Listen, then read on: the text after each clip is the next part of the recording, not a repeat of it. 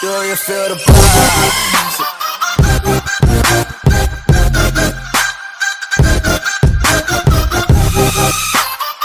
A new car brand called Brabham Automotive has been launched by former Formula One driver and Le Mans winner David Brabham.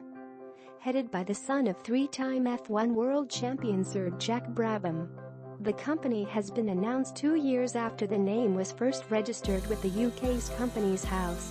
No details as to whether a car model is in the works have been revealed at this stage.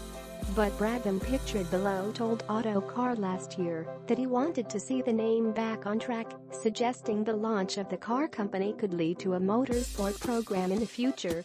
As revealed by Autocar last year, a Brabham Racing re-entry that followed the launch of a car brand would mirror a strategy employed by McLaren Automotive.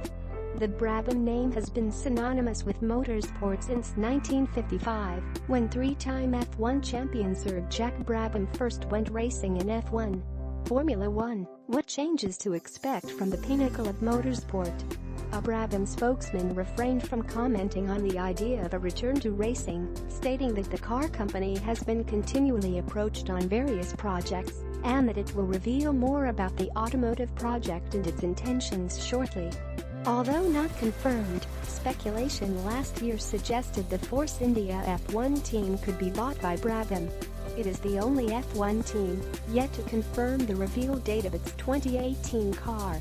And the squad, which finished the 2017 season in fourth with its drivers 7th and 8th respectively in the drivers' standings, is expected to be sold following an ongoing legal case for its owner, Indian business tycoon Vijay Mallya.